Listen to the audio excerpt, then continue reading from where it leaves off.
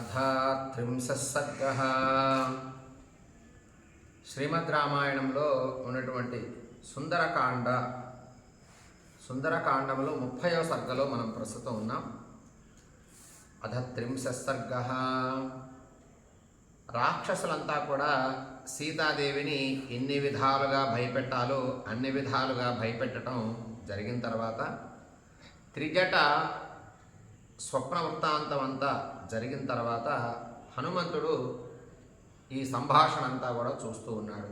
రావణాసురుడు రావటం, బెదిరించటం, అక్కడ ఉన్నటువంటి ఎందరో రాక్షసులు సీతాదేవిని బెదిరించటం, ఆ తర్వాత త్రిజట లేచి సీతాదేవిని బెదిరించటం, భయపెట్టడం, ఆగండి అని చెప్పి త్రిజట తనకు వచ్చినటువంటి కళ గురించి చెప్పి శ్రీరాముడికి ఎలా శుభం జరిగింది, సీతాదేవికి ఎలా మంగళం జరిగింది, రావణాసురుడికి ఎలా ప్రమాదం సంభవించింది అనేటటువంటి విషయాలు కళ ద్వారా తాను చెప్పినటువంటి విషయాలన్నీ విన్న తర్వాత హనుమంతుడు ఆ వృక్షం పైన, శింసుపా వృక్షం పైన ఉండి మొత్తం కూడా చూడటం జరిగింది.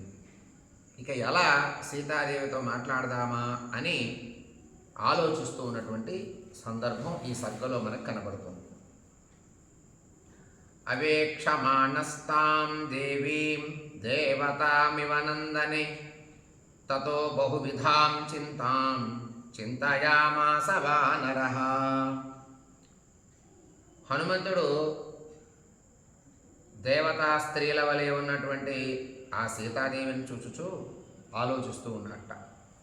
యాం కపీనాం సహస్రాణి సుబహూన్యయుతాని చ దిక్షు సర్వాసు మార్గంతే శేయమాసాదితామయా. ఎన్నో వేల కలది, అయుతముల కొలది. ఒక అయుతము అంటే 10,000 సంఖ్య. ఎన్నో 10,000 సంఖ్యలు కలిగినటువంటి సమూహం, ఒక 10,000 సంఖ్య ఉన్నటువంటి వానర సమూహానికి ఒక అయుతము అని పేరు. అలాంటి 10,000 కలిగినటువంటి అయుతాలు కలిగినటువంటి గుంపులుగా ఉన్నటువంటి ఎన్నో వానరులంతా అన్ని దిక్కులకు వెళ్ళారు. అటువంటి సమయంలో ఎవరికి కనపడినటువంటి సీతను నేను ఈరోజు చూడగలిగినాను. ఆహా ఆనందించాడు. దిక్షు సర్వాసు మార్గంతే సేయమాసాదితామయ. నా చేత సీతాదేవి చూడబడింది అనుకున్నారు. చారేణతు సుయుక్తేన శత్రోః శక్తిమవేక్షత గూఢేన చరతా తావదవేక్షితమిదం మయా. నేను తొందరపడి ఇప్పటి వరకు జరిగినటువంటి పని ఫలితాన్ని పోగొట్టకూడదు, అజాగ్రత్తతో ఉండకూడదు. నేను గూఢచారిని కదా, గూఢచారి వలె సంచరిస్తూ ఇక్కడ జరిగే విషయాలన్నీ నేను ఇప్పటి వరకు తెలుసుకున్నా.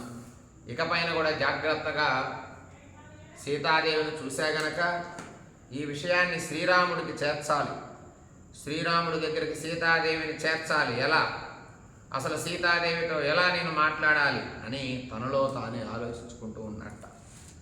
రాక్షసానాం విశేషశ్చ పురీచేయమవేక్షిత రాక్షసాధిపతేరస్య ప్రభావో రావణస్య చ అనుకున్నాడు.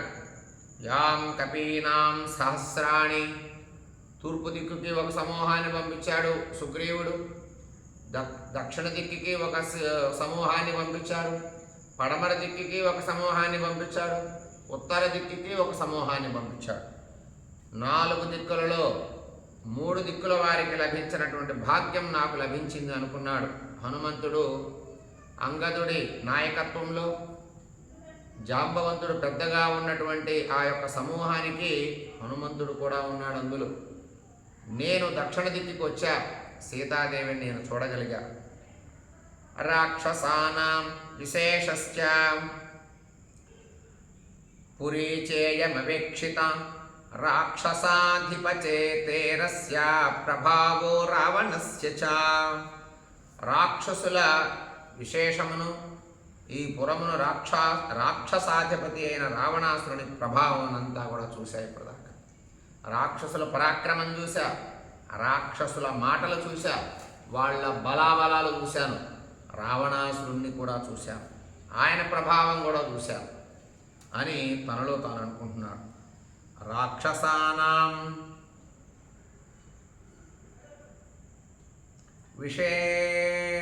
విశేషశ్చ పురీ చేయమవేక్షిత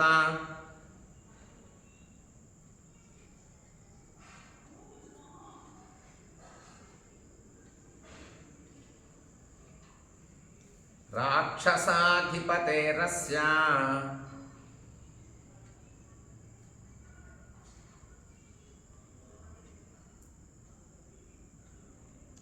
ప్రభావో రావణస్య చ.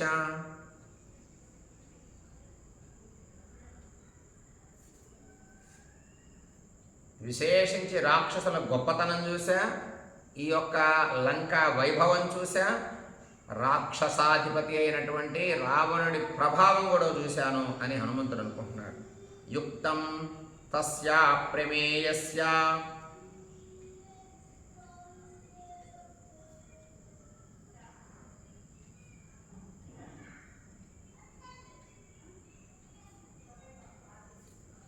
సర్వసత్వదయావతః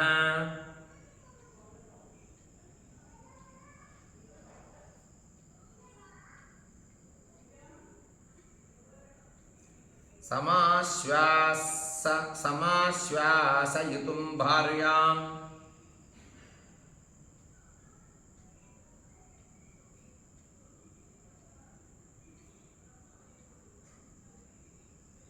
పతిదర్శనకాంక్షిణీం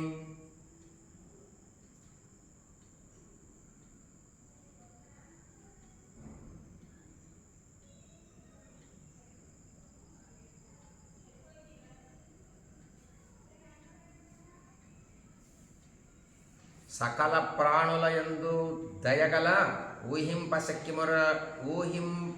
ఊహింపటానికి కూడా శక్యముగాని ప్రభావము గల శ్రీరాముని భార్య పతి దర్శనమునకి తల్లడిల్లుతూ ఉన్నది. అంటే ఎంతో ప్రేమ దయగలిగిన అటువంటి వాడు కూడా రాముడు. అటువంటి రాముడి భార్య తన యొక్క భర్తని చూడటం కోసం, భర్తని చేరటం కోసం తల్లడిల్లుతూ ఉంది. ఏమని ఓదార్చుట ఉత్తము అంటే ఈమెను ముందు ఓదార్చాలి. ఓదారిస్తే కానీ ఈమె బాధ చల్లారదు. ఎందుకంటే ప్రాణాలు విడుస్తాను అని సీతాదేవి గత సర్గలో చెప్పుకున్నది. ఇక ఎవరి కోసం బ్రతకాలి నేను, ఎవరైనా నాకు విషం ఇస్తే బాగుండు, విషాన్ని స్వీకరించి నా ప్రాణాలు వదులుతాను అని బాధపడుతూ ఉన్న సందర్భంలో ఈమెను ఓదార్చాలి అనుకున్నాడు. అహమాశ్వాసయామ్యేనాం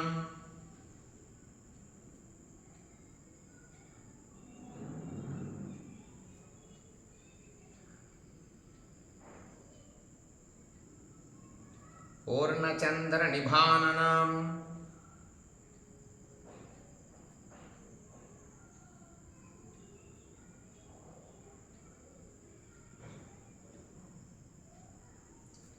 అదృష్ట దుఃఖాం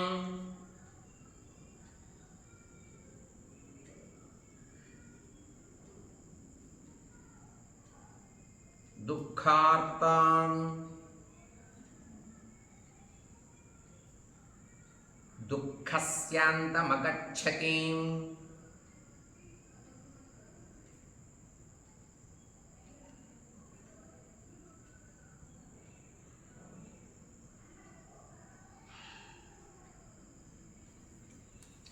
పూర్ణచంద్రుడు వంటి ముఖము గల ఈ సీత పూర్వమెన్నడూ ఇట్టి దుఃఖములు అనుభవించలేదు. అంటే పూర్వంలో ఎప్పుడు కూడా సీతాదేవి ఇలాంటి బాధలు పడి ఉండదు. ఇప్పుడు బాధపడుతూ ఉంది. దుఃఖానికి అంతం లేకుండా ఉన్నది. ఈమెను ఎలా ఓదార్చాలని.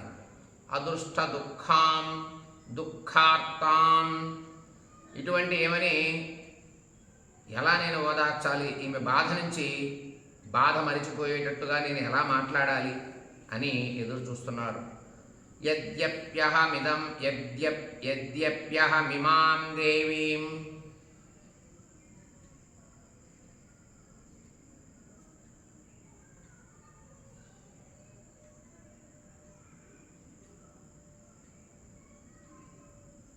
శోకోపహతచేతనాం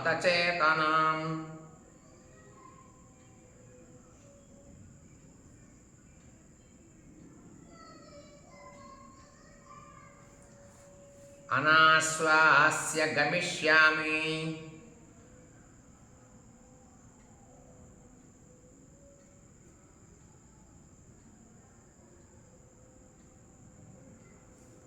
దోషవద్గమనం భవేతు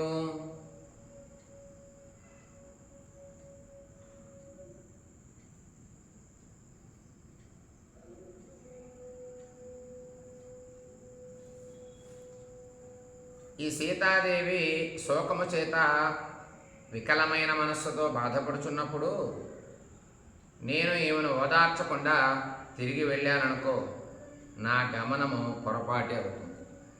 ఈమె ఇంత బాధపడుతూ ఉన్నప్పుడు నా పాటికి నేనే వెళ్ళిపోయాననుకో, ఓదార్చకుండా, అది పెద్ద పొరపాటు. అట్లా పోరాదు. నేను ఇక్కడే ఉండి ఈమె బాధని తగ్గించి ఈమెతో మాట్లాడి నేను వెళ్ళాలి అని హనుమంతుడు మనస్సులో అనుకుంటున్నాడు.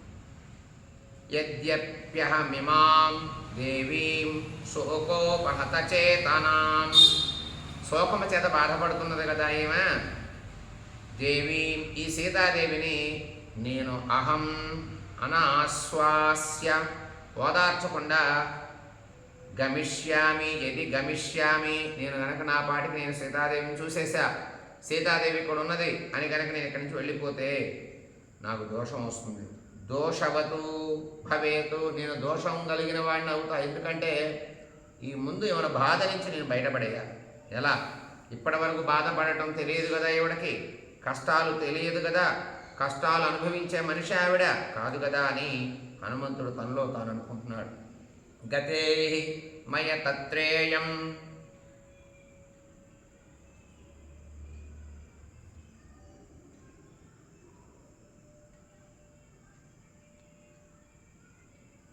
రాజపుత్రీ యశస్విని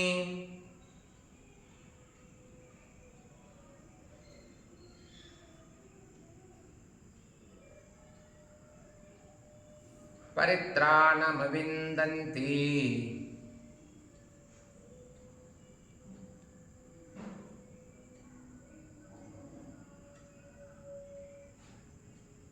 జానకీ జీవితం త్యజేతు.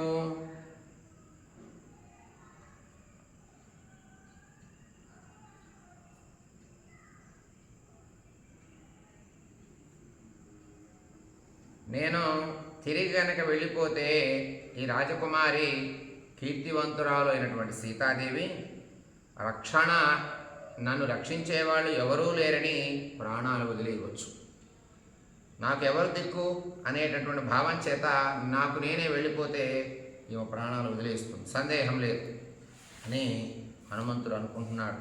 మయాచ సచ మహాబాహు పూర్ణచంద్ర నిభాననః సమాస్యాస ఇతుం న్యాయః సీతాదర్శన లాలసః. మయా సచ మహాబాహు,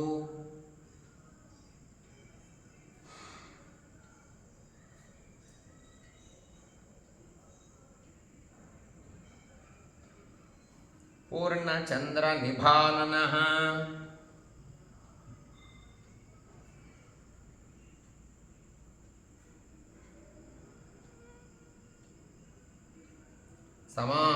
సమాస్యాసయుతుం న్యాయః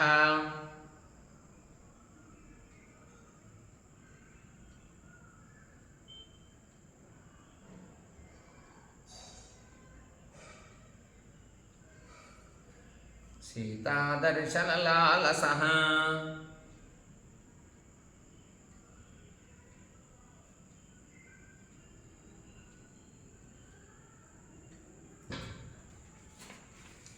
పూర్ణచంద్రుని వంటి ముఖము గలవాడు మహాబాహు అయినటువంటి శ్రీరాముడు సీతని చూడవలనని ఆసక్తితో ఉన్నాడు కదా, అట్టి శ్రీరాముణ్ణి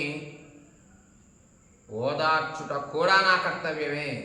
సీతాదేవిని చూడాలనేటటువంటి భావనతో ఉత్సాహంతో ఉన్నటువంటి శ్రీరాముణ్ణి ఓదార్చవలసినటువంటి కర్తవ్యము నాదే. సీతాదేవిని కనుక ఓదార్చకపోతే ఇప్పుడే ప్రాణాలు వదిలేస్తుంది కూడా, కనుక ఏమని ఓదార్చాలి అని అనుకున్నట్ట. శ్రీరాముణ్ణి కూడా ఓదార్చాల్సిన బాధ్యత నాది అనుకున్నాడు హనుమంతుడు. మయా సచ మహాబాహు పూర్ణచంద్ర నిభానన సమాస్యాసయితుం న్యాయః సీతాదర్శనలాలసః నిశాచరీణాం ప్రత్యక్షమనర్హం చాభిభాషితం కథన్ను ఖలు కర్తవ్యమిదం కృచ్ఛర్గతో యహం. నిశాచరీణాం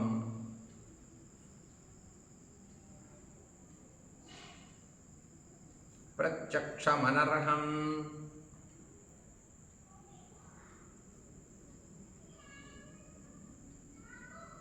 చాభిభాషితం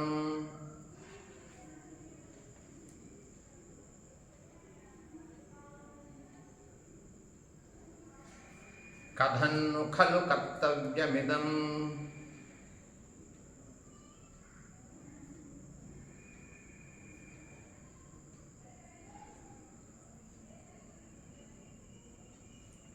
కృచ్ఛ్రగతో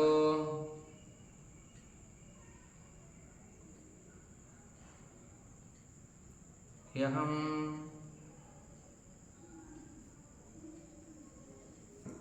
రాక్షస స్త్రీల ఎదుట మాట్లాడుట యుక్తంగా, ఎలా సీతాదేవిని నేను ఓదార్చాలా అని అనుకుంటూ రాక్షస స్త్రీల ముందు నేను మాట్లాడటం మంచిది కాదు. ఇప్పుడు నా పని నేను ఎట్లు చేయవలను?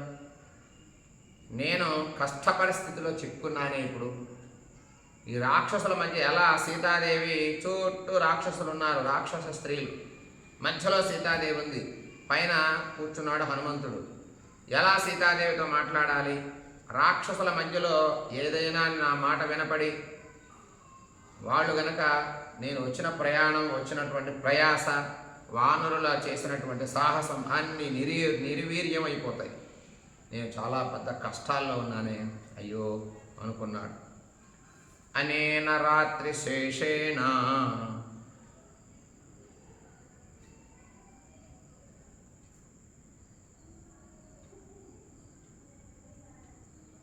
యది నా శ్వాస్యతే మయా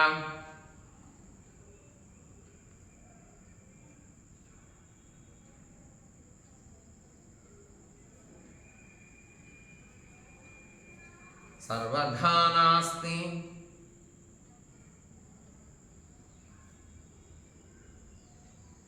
సందేహః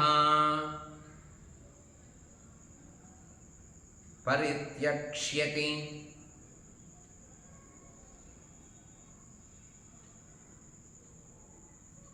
జీవితం.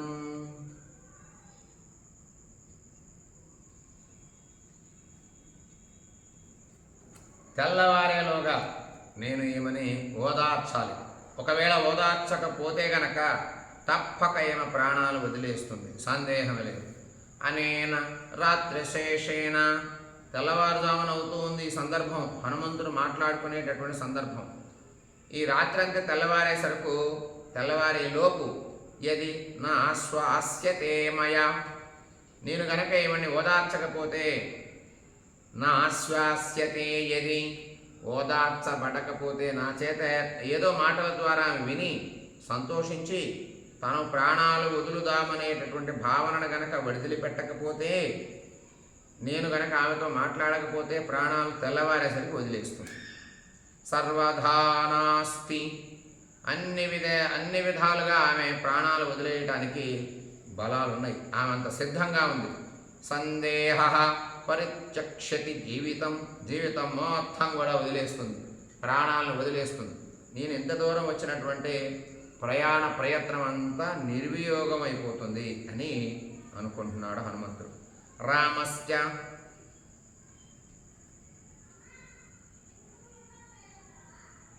యది పృచ్ఛేన్మాం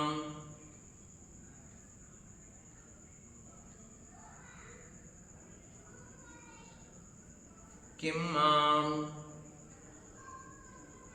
సీతా బ్రవీద్వచః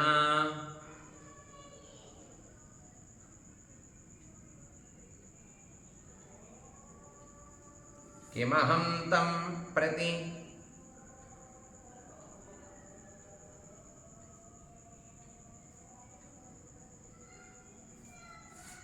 బ్రూయామసంభాష్య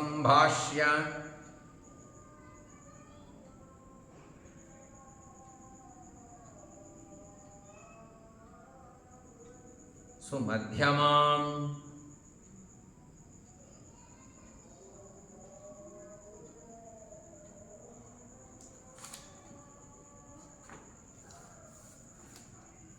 నేను సీతాదేవితో మాట్లాడకుండానే వెళ్ళిపోయానే అనుకో, సీత నాతో ఏమి చెప్పమన్నది అని రాముడు అడిగినప్పుడు నేనేం చెప్పాలి అతనికి సమాధానం?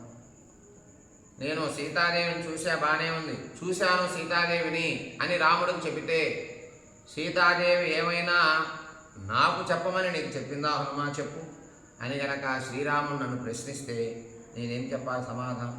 రామస్య యది పృచ్ఛేన్మాం కిం మాం సీతా బ్రవీద్వచః. ఏమయ్యా నీకేమైనా సీతాదేవి చెప్పిందా? ఆమె ఏమైనా బాధలు పడుతున్నానని చెప్పిందా? సంతోషపడుతున్నానని చెప్పిందా? ఎలా ఉన్నానని చెప్పింది? నాకేమైనా చెప్పమని అన్నదా? అది గనక శ్రీరాముడు అడిగితే కిమహం తం ప్రతిబ్రూయా అసంభాష్య సుమధ్యమా. నేనేం చేయాలప్పుడు? ఏం చెప్పలేకపోతే బాగుంటుందా అనుకున్నాడు హనుమంతుడు. సీతా సందేశ రహితం మామితస్త్వరయాగతం నిర్దహేదపి కాకుత్సః క్రుద్ధస్త్రివేణ చక్షుషా. సీతా సందేశ రహితం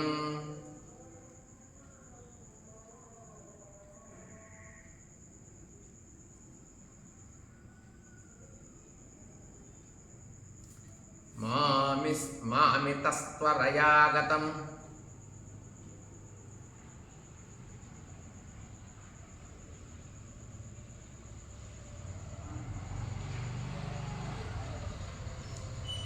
నిర్దహేదపి కాకుత్సః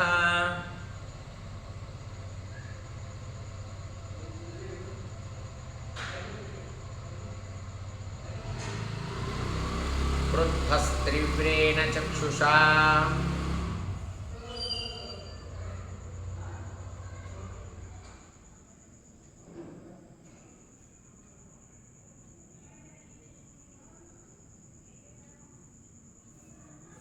నేను సీతా సందేశం ఏది తీసుకోకుండా గనక, సీత చెప్పిన మాటలు ఏవి గనక వినకుండా గనక ఇక్కడ నుండి తొందరగా వెళ్ళిపోయినచో రాముడు నాపై కోపించి తీవ్రమైన దృష్టితో కోపంతోనే నన్ను కాల్చేస్తాడు. సందేహమే లేదు. కోపంతో ఏమయ్యా వెళ్ళావు, ఏమీ తీసుకురాకుండా, ఏ సందేశం తీసుకురాకుండా, ఏ మాట తీసుకురాకుండా, ఆవిడ ఏదైనా చెబుదామనుకుంటే అది కూడా వినకుండా ఎందుకు వచ్చావు నువ్వు అని చెప్పేసి క్రుద్ధస్త్రివ్రేణ చక్షుష, కోపం కళ్ళతో కోపాన్ని బాగా వ్యక్తపరిచి ఆ కోపంలో ఉండేటటువంటి జ్వాలలతో కావచ్చు నేను చచ్చిపోగలను, చంపేస్తాడు రాముడు. సీతా సందేశరహితం మామితస్త్వరయాగతం నిర్దహేదపి కాకుత్సః. శ్రీరాముడు నాపై ప్రేమ చూపక కోపంతో దయలేనివాడై, కోపించిన వాడై, కోపం చేత ఏమీ వార్త తీసుకురాకుండా వచ్చావా సీతాదేవి దగ్గర నుంచి అని కళ్ళు పెద్దగా చేసి ఆ కళ్ళలో ఉన్న కోపంతోనే నన్ను చంపేస్తాడు, కాల్చివేయగలడు. శ్రీరాముడికి అంత శక్తి ఉంది కనుక నేను ఏదైనా ఒక సందేశం శ్రీరాముడికి అందించాలి సీతాదేవి దగ్గర.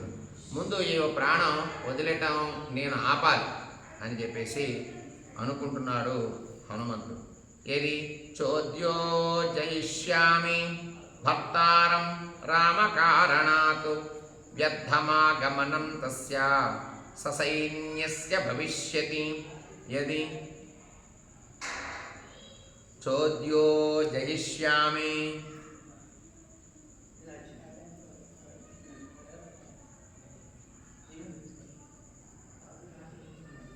భర్తారం రామకారణాత్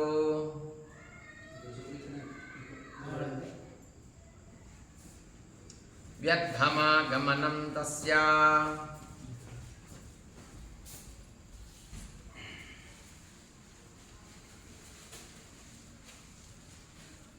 ససైన్యస్య భవిష్యతి.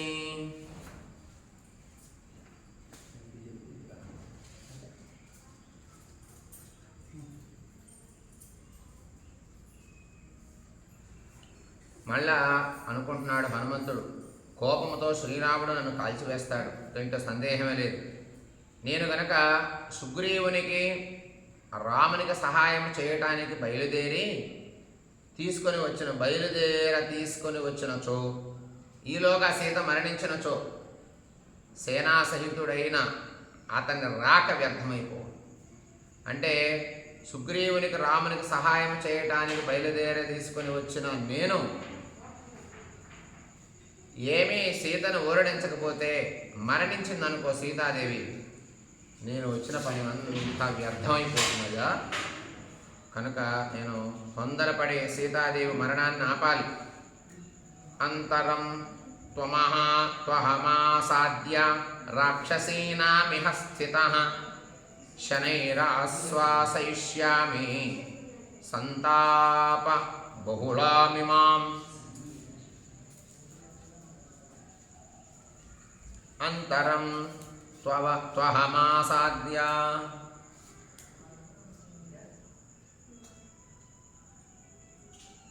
రాక్షసీనామిహ స్థితః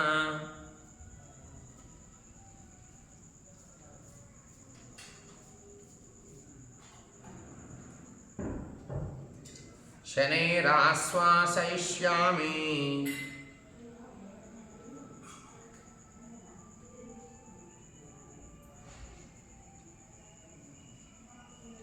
సంతాప బహుళామిమాం.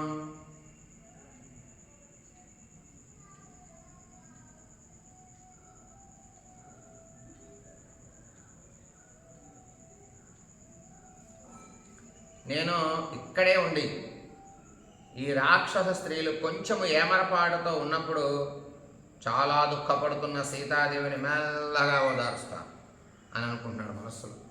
ఈ రాక్షస స్త్రీలంతా ఇప్పటిదాకా ఆమెను భయపెట్టారు, బాధ పెట్టారు, హింసించారు, చంపేస్తామన్నారు. ఇక ఏదో ఏమరపాటులో ఉంటారు కాసేపట్లో. ఆ ఉన్న సమయంలో ఏమతో చిన్నగా మాట్లాడి ఏమైనా బాధని మరిపించేటట్లు నేను మాట్లాడతా.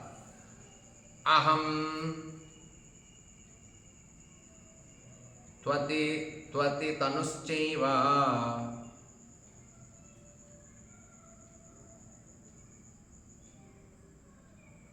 వానరస్య విశేషతః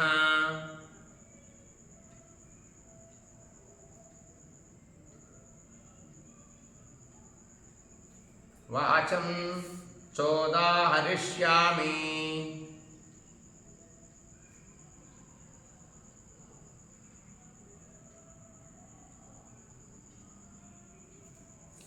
మానుషీమిహ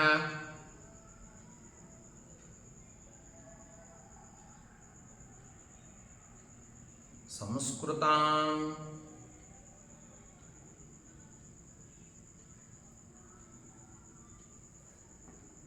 ఇప్పుడు చాలా చిన్న శరీరముతో ఉన్నా కదా నేను,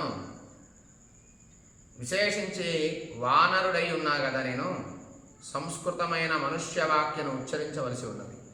అంటే ఎలా మాట్లాడాలి ఏమతో?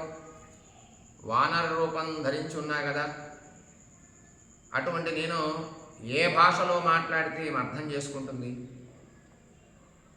వాచం చోదాహరిష్యామి మానుషీమిహ సంస్కృతం. సంస్కృత భాషలో మాట్లాడాలా, ఏ భాష? మనుష్య భాషలో మాట్లాడాలా అని ఎలా మాట్లాడితే ఆమె నన్ను అర్థం చేసుకోగలదు అని మనస్సులో అనుకుంటున్నాడు. అహం త్వతి తనుశ్చైవ వానరస్య విశేషతః వాచం చోదాహరిష్యామి మానుషీమిహ సంస్కృతాం. సంస్కృతమైన మనుష్య సంబంధమైన భాష ఒకటి ఉంది కదా, ఆ భాషతో నేను మాట్లాడటం ప్రారంభిస్తే బాగుండేమో, ఆమె నన్ను అర్థం చేసుకోగలరు. యది వాచం ప్రదాస్యామి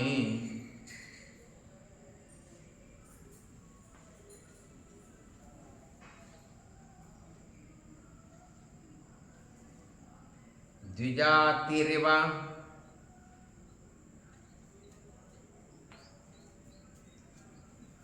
సంస్కృతాం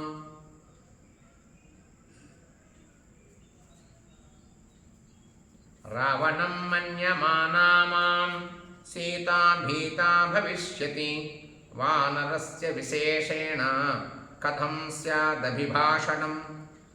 రావణం మన్యమానా మాం